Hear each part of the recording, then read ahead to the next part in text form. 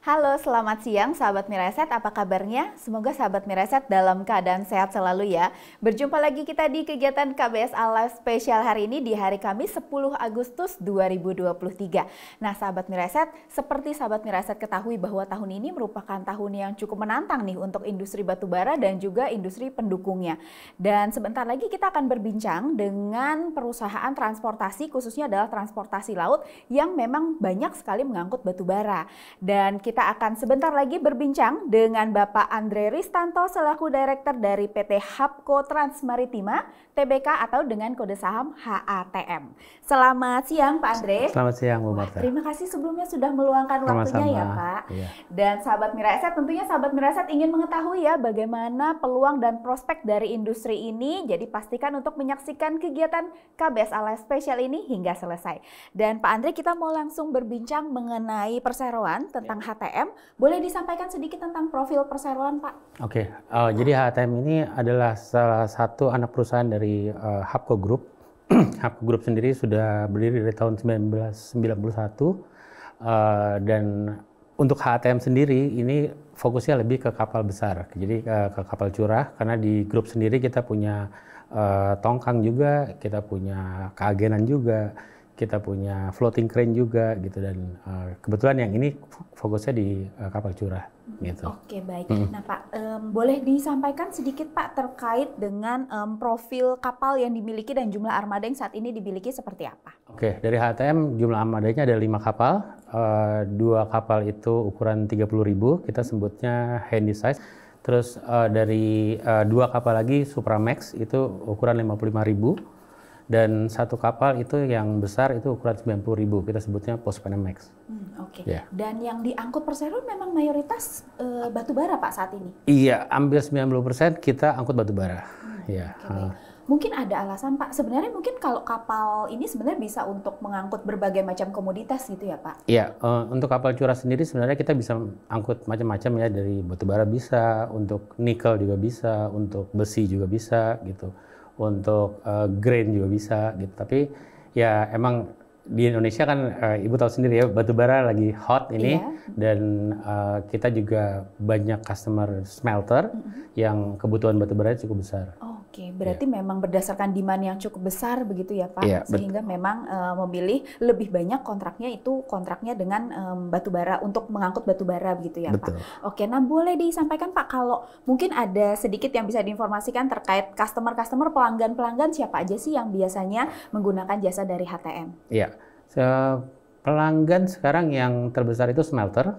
Gitu, kita ada Singsan, ada OSS, Obsidian Stainless Steel, terus yang besar juga PLN, kita juga support PLN, dan ada beberapa yang kecil-kecil gitu. Tapi hampir 40% itu di smelter, 40% di PLN. Oh oke, baik-baik Pak.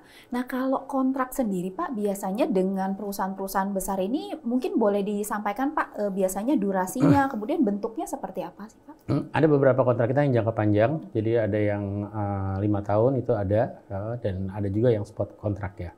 Jadi kalau spot kontrak kita biasanya isi untuk supaya profitnya tetap besar gitu ya. Tapi untuk yang long term memang biasanya itu ada, kita selalu ada base customer-nya gitu. Oke, baik-baik. Nah kalau metode sewanya tuh biasanya seperti apa Pak? Metode sewanya kita sebutnya kayak kontrak volume gitu. Jadi dalam setahun berapa kontrak volumenya itu yang kita tetapkan gitu. Jadi kita sepakati lah bersama dengan customer dengan kontrak volume sekian itu untuk berapa tahun ke depan gitu. Itu yang metode kontraknya kita mostly semua begitu sih. Oh oke, baik-baik Pak. Nah Pak, kalau misalnya untuk tentu saja kan kinerja perseroan ini juga tergantung dengan yang barang yang diangkut begitu ya, berapa banyak volume yang diangkut. Nah mungkin boleh disampaikan Pak gambarannya sebenarnya faktor apa saja sih yang mempengaruhi baik itu penentuan tarif atau volume batubara yang diangkut? Oke. Kalau untuk penentuan tarif yang paling besar itu faktornya dari bahan bakar. Bahan bakar ya. Jadi setiap kontrak kita selalu ada adjustment bahan bakar gitu. Jadi begitu bahan bakarnya naik itu pastinya kita ada adjustmentnya. Selain itu jarak juga itu menentukan, semakin jauh jadi semakin banyak bahan bakar yang dipakai semakin tinggi harganya. Gitu. Itu yang dua itu yang paling besar sih. Kalau boleh tahu dari persentase beban ini Pak, berapa persen porsinya dari bahan bakar itu Pak? Bahan bakar sendiri lebih dari 50% sih. Oh, lebih dari 50%. Lebih dari 50%. Oke, memang cukup besar, berarti cukup signifikan ya Pak Iya, pengaruhnya. makanya kita harus ada adjustment-nya itu. Oke, baik Pak. Nah Pak, kalau misalnya terkait dengan penyusutan kapal, jadi kan memang kapal-kapal ini merupakan kapal-kapal yang besar begitu ya. Kalau dari perseroan sendiri, umur atau usia kapalnya tuh rata-rata di usia berapa dan penyusutannya seperti apa Pak? Jadi kapal kita itu dari sekitar tahun 2009 sampai tahun 2011. Kisarannya 10-15 tahun ya, itu. Pak. Dan itu biasanya kita penyusutannya sekitar 16 tahun. Oke, 16 tahun. Tapi kapal-kapal sendiri bisa dipakai cukup lama ya, bisa sampai 25 tahun. Kadang kalau kita maintenance-nya bagus bisa 30 tahun. Oh, oke, baik. Nah, kalau misalnya sudah melewati atau misalnya sudah usianya sudah 30 tahun, itu biasanya kebijakan dari perseroan seperti apa, Pak? Kalau masih bisa dipakai ya kita pakai terus gitu. Jadi selama maintenance-nya bagus, kapalnya masih bisa perform dengan baik, kenapa kita nggak pakai gitu. Tapi kalau emang harganya lagi bagus, ya bisa dijual juga gitu. Oke, baik. Berarti memang tergantung ini ya Pak, penggunaannya ya nanti ya. Oke, baik Pak. Nah Pak, kalau misalnya kita kan tahu bahwa sekarang tahun ini harga batubara turunnya cukup dalam, terutama sampai mungkin semester 1 ya kemarin itu lebih dari 60%. Sedangkan perseroan ini kan memang mayoritas tadi pengangkutannya adalah untuk batubara. Ada pengaruh nggak sih Pak ke tarifnya perseroan sendiri? Kalau pengaruh secara langsung nggak ada, soalnya kita ada beberapa long term kontrak ya. Jadi harga batubara pastinya naik turun gitu. Jadi pada saat turun ya sekarang udah rebound lagi juga. Udah mulai naik lagi ya betul. Jadi pengaruh secara langsung nggak ada sih di kita punya revenue sih. Oke, baik. Berarti lebih ke tadi ya, lebih ke harga minyak berarti yang mempengaruhi ya Pak.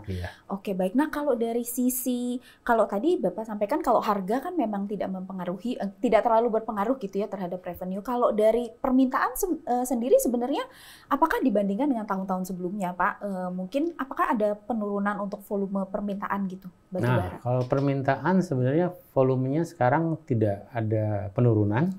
Karena biar bagaimana juga smelter pasti perlu tetap jalan ya, mereka tetap produksi, mereka tetap punya pembangkit sendiri PLTU-nya, jadi volume batubaranya pasti tetap aja ada sih. Oke, baik. Berarti relatively stabil berarti ya Pak dari sisi volume ya Pak. Oke, baik. Malah kalau dari HTM sendiri kita volumenya naik soalnya. Oke, baik. Volumenya naik. Nah, kalau dari sisi perseroan sendiri Pak, mungkin boleh disampaikan utilisasi kapal sendiri itu ada nggak sih Pak kalau misalnya posisi saat ini? Posisi saat ini utilisasinya hampir 99%. Soalnya kita penuh. Iya, kita penuh. Jadi bisa dibilang hampir 100% sih kita. Oke, baik. Full terus. Kalau untuk industri sendiri Pak, sebenarnya untuk industri pengangkutan misalnya khususnya untuk yang batubara yang diangkut oleh perseroan itu biasanya tingkat utilisasinya memang yang diincar perseroan itu memang 100% atau sebenarnya ada level tertentu yang ideal gitu Pak?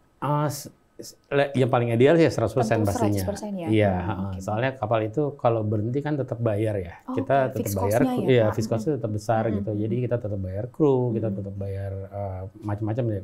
Cost-nya itu masih tetap bayar gitu. Jadi kalau bisa sih emang 100% sih yang kita kejar selalu.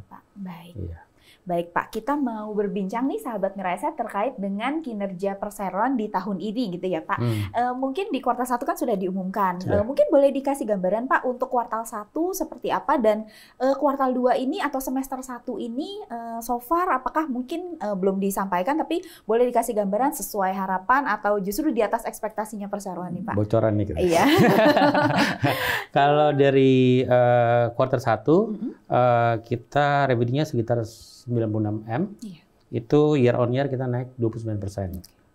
Secara profit itu sekitar 24 M, itu year on year naik 15%. First half sendiri kita revenue di 254, profit di 90 M.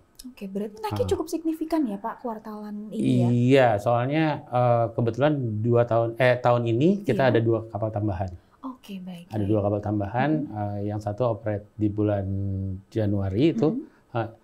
dan satu lagi operate di bulan April. Oh oke, baik. Ya. Berarti ini mempengaruhi signifikan kinerja perseroan gitu ya Pak? First half itu revenue year on year 42% sih naiknya. 42%, dan dari profit 34%. Wah luar biasa nih. Nah Pak, kalau misalnya tadi terkait dengan margin gitu ya, karena tadi kan Bapak sampaikan bahwa harga minyak ini sangat berpengaruh terhadap tingkat profitabilitasnya perseroan gitu ya. Tapi apakah perseroan sebenarnya bisa menjaga Pak tingkat margin tertentu gitu yang diincar? Yang kita incar sekarang sekitar 35% sih. 35%. Jadi ke tahun lalu itu sekitar 38 ya. Target kita tahun ini sekitar 35-36%. Itu lebih dipengaruhi karena harga minyak atau ada faktor lain Pak selain itu? Kita dapat kontrak-kontrak baru juga gitu, dan ya seperti yang saya bilang tadi, harga minyak sebenarnya itu ada adjustment-nya. Kita ada bisa tetap bisa di-adjust di kontrak ya Pak? Betul. Oke, baik Pak. Baik Pak. Nah, kita mau juga berbincang tentang, tadi kan Bapak sampaikan bahwa tahun ini perseroan sudah menambah 2 armada begitu ya. Kalau dari tahun ke tahun Pak, sebenarnya biasanya kebijakan untuk penambahan armada ini seperti apa, pertimbangannya apa sih Pak? Jadi target kita sampai tahun 2028 kita punya 10 kapal sih. Berarti 5 tahun dari sekarang ya Pak, double berarti kapalnya? Iya, jadi hitungannya tiap tahun 1 kapal, cuman kemungkinan besar sih kita mau nambah lagi soal demand-nya masih ada. Jadi mudah-mudahan sih itu bisa lebih cepat sih. Oke, baik. Nah, kalau kita tahu bahwa pendanaannya kan nggak murah ya Pak, beli kapal ini harganya cukup tinggi ya. Kalau dari perseroan, kebijakan pendanaannya seperti apa Pak? Kebijakan pendanaan kita open ya Bu ya. Bisa dari bank, bisa dari shareholder sendiri gitu kan. Jadi kita masih open, bisa right issue juga gitu ya. Tapi kita belum putusin sih gitu. Jadi kita lihat dulu, ini soalnya harga kapal itu kan fluktuatif ya. Jadi kita harus benar-benar ambil pada saat murah gitu. Jadi harus tepat ngambilnya gitu, waktunya. Itu lebih ke timing sih. Nah mungkin boleh disampaikan Pak, sebenarnya apa saja sih yang mempengaruhi fluktuasi dari harga kapalnya ini nih yang justru penting kan buat perseroan gitu Pak? Ya, jadi harga kapal itu ditentukan banyak sih faktornya ya. Pertama umurnya gitu kan, umur semakin tua kapalnya semakin murah. Terus yang kedua dari berapa besar kapalnya. Berapa besar kapalnya, semakin besar ya semakin mahal pastinya gitu kan. Dan itu kondisinya yang satu lagi yang kita harus perhatikan ya. Soalnya biasanya kita beli kapal bekas ya, dan itu kapal bekas itu kita harus lihat benar kondisinya gitu. Soalnya kalau kita pas ambil rusak, kita kena biaya juga untuk betulin gitu kan. Jadi itu faktor-faktor itu sih. Cuma dari market sendiri biasanya mereka ada tuh harga kapal dia sekarang tuh di kisaran berapa gitu, naik turun. Nah itu yang kita harus lihat juga gitu. Berarti penting sekali ya Pak melihat timingnya tadi seperti Bapak sampaikan. Ya sebenarnya kurang lebih seperti kita beli mobil bekas gitu ya. Jadi kan sama-sama transportasi gitu ya. Cuman mungkin beda di harga, maintenance dan sebagainya ya Pak. Oke, baik Pak. Mobil bekas pas lebaran harganya tinggi ya. Jadi memang balik lagi mungkin tergantung permintaan juga ya Pak. Betul. Industrinya juga begitu ya. Oke, baik. Nah Pak, kalau misalnya dari tahun ke tahun sendiri, selain untuk belanja modal ini kan tentu saja disiapkan untuk ekspansi gitu ya dalam untuk bentuknya pembelian kapal baru. Kalau selain untuk pembelian kapal baru, biasanya capex yang disiapkan secara rutin tahunan tuh berapa dan biasanya digunakan untuk apa Pak? Jadi kita biasanya bayar dividen. Jadi kayak tahun lalu kita bayar dividen 20%. Dan kita komit untuk bayar tetap 20% minimal, dan sisanya untuk invest lagi untuk kapal sih. Mostly untuk beli kapal baru. Untuk beli kapal baru. Baik Pak. Nah Pak, kita kan tahu tadi dari sisi perseroan rencananya bahwa sehingga tahun 2028, 5 tahun lagi ini akan double gitu ya jumlah kapalnya. Kalau dari sisi bisnis sendiri Pak, diversifikasi apa yang diupayakan oleh perseroan gitu? Apakah memperbanyak jenis kapalnya atau justru yang lainnya, mungkin boleh disampaikan Pak, mungkin untuk rencana di jangka menengah ini kurang lebih seperti apa? Oke, sementara kita masih fokus untuk nambah kapal curah aja, cuma diversifikasi mungkin dengan ambil komoditi yang lain gitu. Jadi sekarang tadi 90% dari batu bara, tapi kita masih bawa steel juga, dan kita sekarang lagi study untuk bawa nikel. Kita soalnya bawa nikel itu nggak semudah yang dibayangkan. Kemarin sempat ada yang salah satu owner Indonesia juga yang kapalnya tenggelam karena nikel.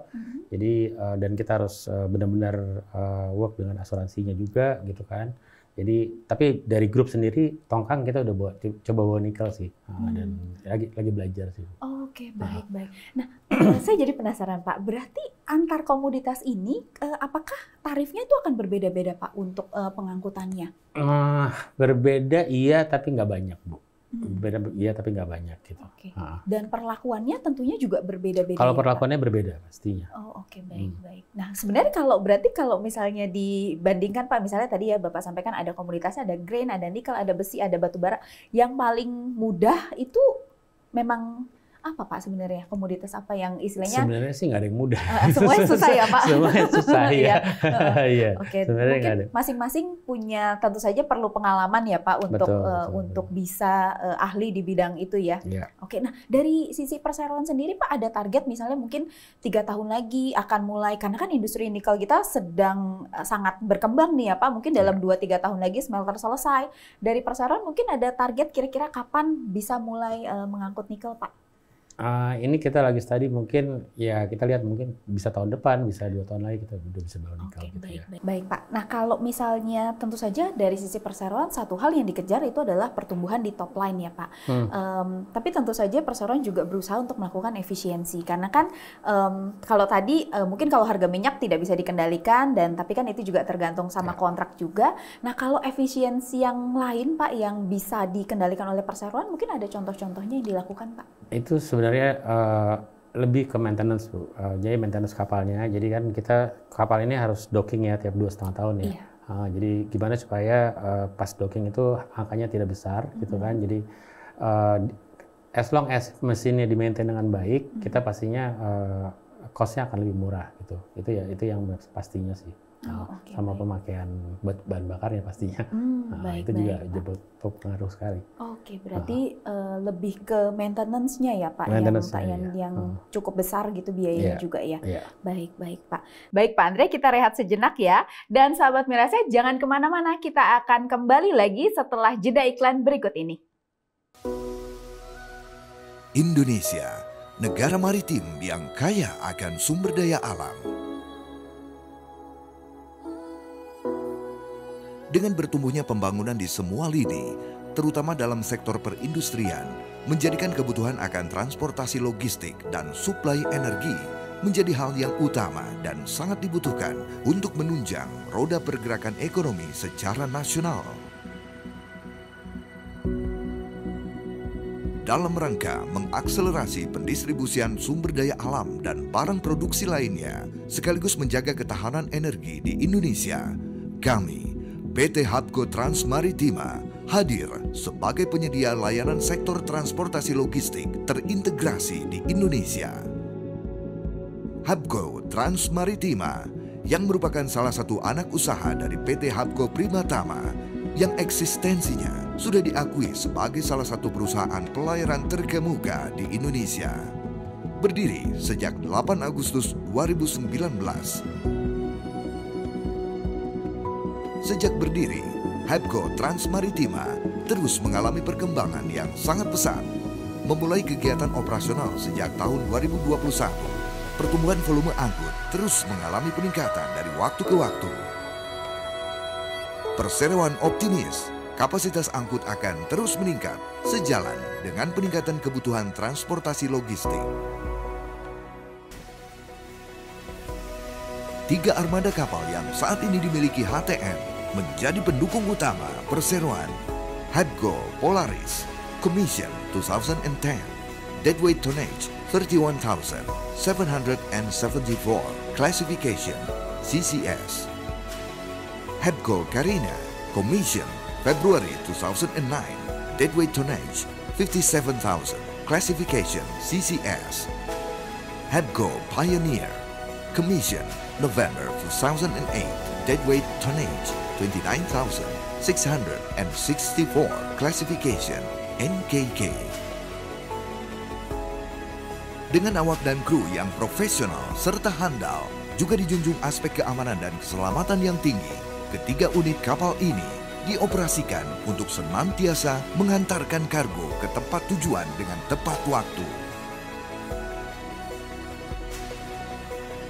Kami, PT Hapko Trans Maritima, berkomitmen untuk dapat terus melayani setiap jalur distribusi logistik dengan berupaya selalu berkembang dan memberikan yang terbaik untuk semua klien kami. Sahabat Miraset, kembali lagi di kegiatan KBS Alive Spesial hari ini bersama HTM. Dan kita akan kembali melanjutkan perbincangan kita di sini dengan Pak Andre. Baik sahabat Miraset, kita mau berbincang ini tentang industri nih. Kalau industri transportasi laut sendiri Pak, dari sisi perseroan tentu saja kan grup dengan pengalaman yang berpuluh-puluh tahun gitu ya, melihat bahwa industri ini menarik. Sebenarnya apa sih yang menjadi peluang buat industri ini Pak? Oke, Indonesia negara maritim, jadi pastinya industri transportasi laut ini pastinya akan berkembang lebih besar lagi. Dan untuk HTM sendiri atau Hapko Group, kita punya complete supply chain. Jadi dari mulai tongkang, ada floating crane, ada agency, ada stevedoring, ada kapalnya. Jadi untuk customer itu mereka satu pintu jadinya. Jadi mereka mau kirim batu bara, semuanya bisa kita kerjain gitu. Jadi sebenarnya keunggulan dari HTM sendiri ya kita di industri ini kita punya complete supply chain gitu yang nggak semua perusahaan punya itu. Itu sih. Baik Pak. Nah Pak, kalau melihat bahwa tadi peluangnya begitu besar gitu ya untuk industri ini dengan kondisi Indonesia yang merupakan negara maritim ini, tentu saja tantangannya juga ada ya Pak. Nah kalau dari sisi perseroan, tantangan apa yang paling menantang buat industri ini? Yang paling menantang ya sebenarnya sih makin banyak kapal yang masuk ke dalam ke Indonesia dan itu kan kalau kita lihat kan sebenarnya udah diproteksi ya. Jadi kapal yang jalan di domestik itu harus bendera Indonesia. Jadi harus dimiliki oleh paling enggak 51% sahamnya oleh orang Indonesia gitu. Jadi itu asas kabotage ya. Jadi di asas kabotage itu jelas-jelas dia cuma kapal Indonesia yang boleh melayani domestik gitu. Nah ini sekarang pemainnya cukup banyak ya. Persaingan berarti ya Pak? Persaingan cukup banyak ya, tapi kita percaya bahwa Hapko Group sebagai yang punya supply chain, jadi whole supply chain kita ada dan customer pastinya akan lebih senang dengan kita ya, karena dia hanya berhubungan dengan satu. Jadi ada beberapa customer yang harus booking kemana-mana gitu. Jadi dia mau kirim, dia harus booking tongkangnya di tempat ini, kapalnya di tempat ini, gitu kan, agennya di tempat ini, gitu. Kalau di kita bisa booking semuanya sih di kita, gitu. Dan pastinya kita lebih efisien karena most of the tongkangnya juga dari kita, gitu kan. Jadi putarannya juga lebih bagus, gitu. Selain itu kita juga punya shipyard ya, galangan kapal. Jadi untuk kita bangun kapal juga kita bisa bangun di galangan kita sendiri. Oke, gitu. Berarti sebenarnya sangat dimungkinkan. Berarti bisa dibilang industrinya punya dari Hapko Group ini dari hulu ke hilir itu sebenarnya bisa dibilang begitu. Memiliki ya Pak. Oke, baik-baik. Nah, tapi ini kan saling menunjang ya. Iya. Nah Pak, karena tren dunia saat ini kan pergeseran ya ke energi baru terbarukan. Dari sisi perseroan sendiri kan memang saat ini mayoritas masih mengangkut batu bara gitu ya. Kalau dari perseroan sendiri Pak, dengan pergeseran dunia ke EBT ini, buat perseroan ini peluang atau tantangan Pak? Ada dua-duanya sih sebenarnya, dua-duanya ya. Jadi peluang juga dan sebagai tantangan juga gitu ya. Tapi kita percaya in the next 20-30 years batu bara masih jadi komoditas yang bagus sih untuk Indonesia. Ya. Baik Pak. Nah Pak Andre, ini mungkin pertanyaan terakhir Pak. Terkait dengan, karena tadi menarik Bapak sampaikan bahwa sebenarnya persaingan di industri ini cukup ketat gitu ya, pemainnya cukup banyak. Buat perseroan sendiri apa kunci suksesnya Pak untuk dipilih oleh customer dan juga customer itu kembali lagi ke kita untuk menjadi pelanggan gitu Pak? Ya. Mungkin agak klise ya. Pastinya kita kasih service yang terbaik untuk customer ya, dan yang seperti saya bilang tadi, keunggulan kita di whole supply chain tadi itu yang memungkinkan customer kembali ke kita sih. Baik Pak Andre, terima kasih banyak Pak Andre sudah meluangkan waktunya, sudah ngobrol di kegiatan KBS Alive Spesial di siang hari ini. Nah Pak Andre, mungkin ada yang ingin disampaikan untuk calon investor ataupun investornya HTM yang sedang menyaksikan kegiatan KBS Alive Spesial ini. Silakan Pak Andre. Oke. Bisnis shipping ini masih bagus untuk Indonesia dan kita pastinya kalau dibandingkan dengan usaha sejenis yang ada di bursa, HTM termasuk yang net profit marginnya paling besar gitu.